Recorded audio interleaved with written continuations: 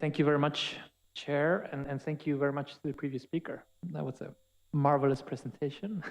I hesitate to follow up after you, but let's see. I think I want to elaborate one of the issues that we have touched upon during these days that relates to finance and access to capital and the role of the financial sector and other financial institutions.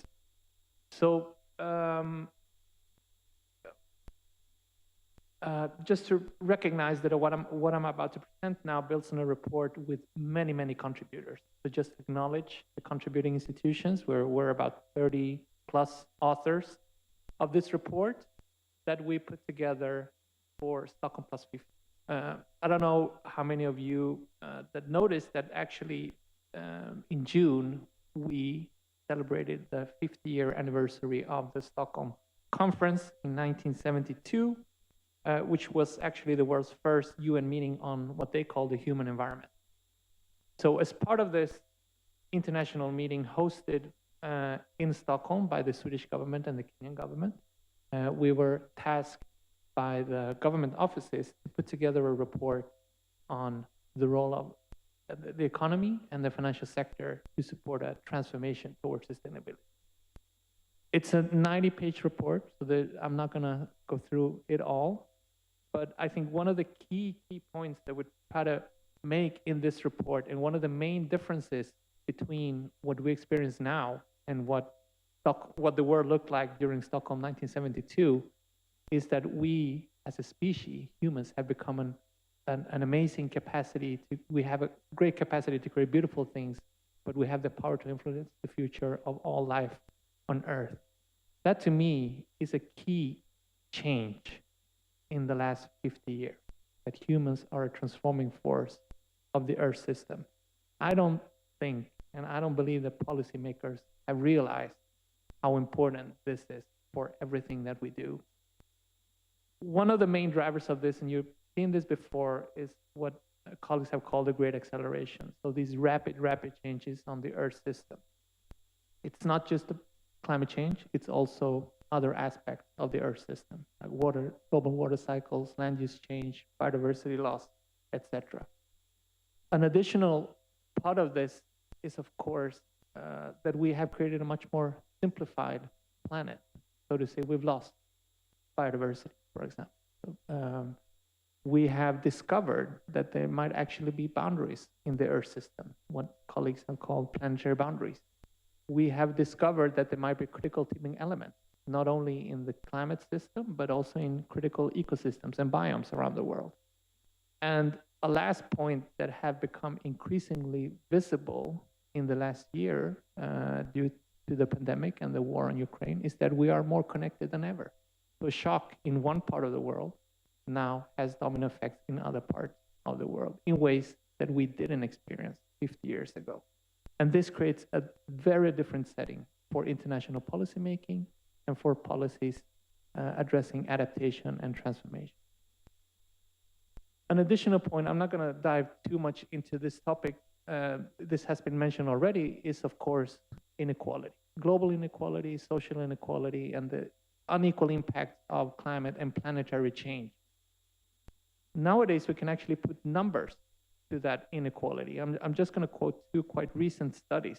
So one study shows that the cost of loss and damage, so meaning the cost that on countries and communities that will be unable to adapt to climate change, will be about 300 to 580 billion US dollars per year by 2030. Another study that came out 2 days ago, I believe, made an estimate of the cost that the global north has put on other countries through their emissions. So the top 5 emitters in the world are responsible for more than 6 trillion US dollars in economic losses in tropical countries since the year 1990. I know there are lots of numbers, but we can start to put numbers on this global inequality and the unequal impact of planetary change. One of the things that we note in our report, and also a big change in the way that our economies operate nowadays, is that even though the global economy is very complex, and we see global collaborations and global networks and a global financial system, a lot of the influence in markets nowadays has become consolidated. You quite often hear the numbers that there are only a limited number of fossil fuel companies that are responsible for 80% of global emissions, for example. My colleague, Carl Folke, put together a paper where they actually traced that type of consolidation across all sectors that are related to the extraction of the biosphere and natural capital. You can see that for minerals, you can see that in agriculture, you can see that in seafood, for example. So a massive consolidation of influence into the hands of very few companies around the world that are impacting on our planet. There's a similar trend in the financial sector. I could talk about this a lot, but there are three major US-based asset managers called the Big Three, BlackRock, Vanguard, and State Street. And you can see that over time, there's a concentration of assets in the hands of these US-based asset managers in terms of sums capital. And you can tell by their influence, meaning here ownership in industries that are modifying tipping elements in the climate system. So the Amazon being one of these tipping elements of the climate system, but also boreal forests. If you want to have details about these tipping elements, Professor Schellenhuber is an expert on those. But over time, we see an influence of these, a limited number of financial institutions, most of them US-based, in these industries that are modifying the biosphere and that are actually undermining climate resilience at the Earth system level. That too is an important part of our changing planet. So not only the great acceleration, changes in the climate system, losses of biodiversity, but also a concentration and consolidation of influence in markets and financial systems over time. This is a big responsibility and a possible leverage for change and influence. Speaking of finance, so we've been engaging with the financial sector for many, many years now to talk to them about climate change, biodiversity loss, and land use change. And you almost very often get numbers like this. So financial investments on climate-related issues are increasing over time. You can see more investments in something called ESG product over time. But what this sort of positive story is missing is that all goals, both the Paris Agreement and the SDGs, are severely underfunded. I mean, that's a fact. Private investment is not keeping up. Government investments are not keeping up. The IPCC made a brilliant assessment in the last AR6 that actually we need an increase, for example, in agriculture and forestry per year that is about 29 times of what we have now per year to reach the Paris Agreement, and the same with forestry. The fact that, and the idea that we could use post-COVID recovery investments to support a transformation has not materialized. So 3% of the post-COVID recovery economic packages were directed towards nature-based solutions or protecting our biosphere. The ocean economy at the moment is growing and expanding very rapidly, the blue economy. A recent assessment showed that less than 1% of those investments in the ocean, which is 70% of the world, of the planet, can be classified as sustainable, meaning that 99% are contributing to unsustainable pathways. The Amazon, and we spoke about the Amazon, and of course, this was mentioned yesterday, of course, that we might be approaching or might be even very close to a tipping point in the Amazon region with massive and serious repercussions on both people in the Amazon, but also on the planet. The financial sector has a massive responsibility for what we're seeing here. So this is a compilation that we did for the report, and it's based on 2 articles in terms of investments in industries that we know are associated with deforestation in the Amazon. And you should know that whether we cross a tipping point for the Amazon is not only linked to climate change, it's also linked to the rate of deforestation. So it's a combination of climate change and deforestation. So in what we found, we see continued flows of investments in industries that are contributing to deforestation risk. We see a continued use of tax haven jurisdictions to channel funds to these industries, amounting to $21.5 billion US. So that's essentially money going from the Cayman Islands and the Bahamas to industries that are contributing to the deforestation in the Amazon.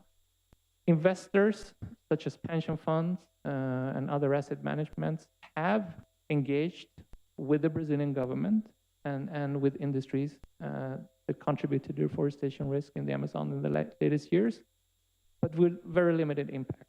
Of course, having to do with the broader situation in Brazil, of course. And in general, even though the financial sector is more interested in issues related to sustainability and climate change, has still not been able to actually contribute to a stewardship of these critical tipping elements in the climate system. I think the financial sector is still stuck in trying to measure their carbon footprint or energy efficiency, etc., but have not realized the importance they have in and the influence they have in these critical biomes that are so important for climate resilience in the long and short term. I've just added this because of Robin, you mentioned infectious diseases and the role of the financial sector. So we have quite a good overview of which hotspots we have in the world for new zoonotic diseases. And again, it's not just climate change, it's also anthropogenic land use change. And you can see these the colored map, and you can start to trace the drivers of land use change in these regions. And you can start to trace investments in these sectors by financial institutions from all over the world. There are lots of details in that map, you probably can't see it, but a summary would be that it's a very globalized economy, and you can tell by the investments that pension funds, central banks, financial institutions are making in industries that are contributing to land use change, and therefore also increasing zoonotic disease risk that we're living with today, such as COVID-19. So the financial sector has a massive, massive responsibility, and it's also a possible leverage for change if we use it wisely. One of the things that we also discovered and that we unpack in the report is the fact that we have domino effect in all these systems. So climate change impacts on ecosystems, and ecosystems, of course, impact on climate change. The financial sector is contributing to climate change and changes in ecosystem, but will also be impacted by changes in these systems at the same time. And we've become increasingly insightful in unpacking these domino effects, even though they are quite difficult to assess. But we know more than we did just 10 years ago. Some of these domino effects are quite known. We can establish them, we can show them, we can show the data and the models. Others will emerge just as surprising. We will only discover them once they unfold. One of the major flaws, I believe, in the financial sector and other financial institutions is that they assume that if we have better data and better models, we will resolve all uncertainties, right? That will help us prepare, and we will be able to assign some sort of cost to it and create insurances for it. That is probably not going to happen, right? There's no point in waiting for more data and better models before we act. And of course, as people have mentioned during these 2 days, we might be crossing tipping points, meaning that you need to act before those are crossed and not wait for more certainty. Another part of our assessment that we note within the financial sector and among other financial institutions is that there is a growing interest in the way that climate change might impact on financial stability. That has become a big concern in many countries. But if you look at the actual analysis and the models and the papers that underpin this, the role of ecological change, land use change, deforestation, changes in the oceans, etc., are not developed in a good way at the moment. It's seriously, seriously underdeveloped. So the financial sector is thinking about climate risk, but not nature-related risk. That's a new topic. It is happening, but it's very, very new. In terms of focus of the analysis that we have and that exists at the moment is that we have began to see a number of interesting risk analysis for financial institutions for European and US-based financial institutions, but large economies are still missing. I know Brazil has started to make such work now, but we don't have good assessments of what climate change and nature-related risk will mean for the financial sector and financial stability. But there is movement, and I think in general in the last 5 to 10 years, there's been lots of interest in whether pension funds can help support sustainability, for example. But I think central banks and financial supervisors are quickly realizing how important this risk will be for financial stability and whether it is within their mandate to actually act on these risks immediately. So some positive signs. I'm going to wrap up with the last chapter in our report. And one of the questions that we unpack here is, why don't we see deeper changes in the way we organize our economies and allocate capital in times of crises, right? It seems like times of crisis and turbulence are reinforcing older models rather than allowing us to move into a more sustainable futures. So we explore the term transformative capacity.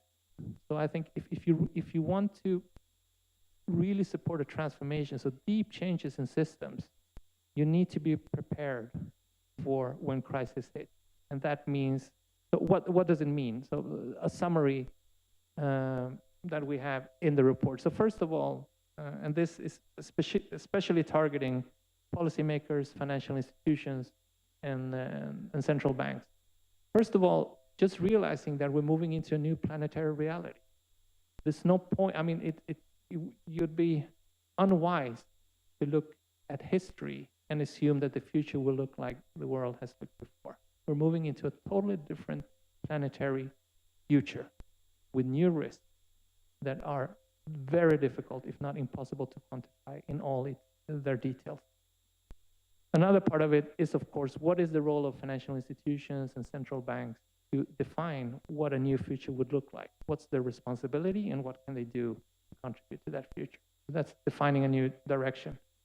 Another aspect of transformative capacities is to make sure that you have created enabling conditions. So meaning, what are the norms and values that people have at the moment? How close are we at a norm shift in the way people look at these issues, and what are they ready to accept in terms of policies and changes in their daily lives? You also need, of course, to create institutional and economic incentives to support a transformation and prepare for that. And then the last point, which might be a little bit controversial, but sometimes you need to move without consensus. Some of these changes will require alliances of the willing, rather than alliances that include everyone. The third part of this, which is very challenging for financial institutions, has to do with phasing out. It's not just about creating new green financial products or green bonds. It's actually the ability to phase out old structure and all investments that we know are harmful. Part of that is to replace ineffective indicators that are being used at the moment. And this was something that was brought up at Stockholm Plus 50. The fact that we're still using GDP as the major and most important metric for human well-being and development needs to be replaced. And I think there is a rethink happening at the moment. The same with metrics or indicators used by the financial sector called ESG that I mentioned before. We know are flawed. It's not a good way to measure sustainable investments. And the recent assessment by the IPBS, Intergovernmental Platform for Biodiversity and Ecosystem Services, that we're not valuing nature in the right way at the moment. We're using the incorrect indicators to measure the value of nature. The other point that I think will become increasingly important over time, to phase out old structures with dignity. The fossil fuel infrastructure or mining infrastructure, people have jobs associated with those. They have their identity associated with that. How do we make sure that we phase out all the structures with dignity and give people actual? Just to round up, I only have 30 seconds left. The fourth point, based on all these three, then we can talk about how to accelerate investor action for resilience. Investors, so meaning, again, pension funds, asset managers, central banks, have massive influence in the economic system and can do a lot to promote advisor stewardship to enable others to act and make sure that they are replacing older indicators and contributing to system change, deeper system change. So that would be all for me. Some time. If you want to know, again, it was just a summary. If you want to know more and the details, you can find the report online and on that webpage. Thank you very much.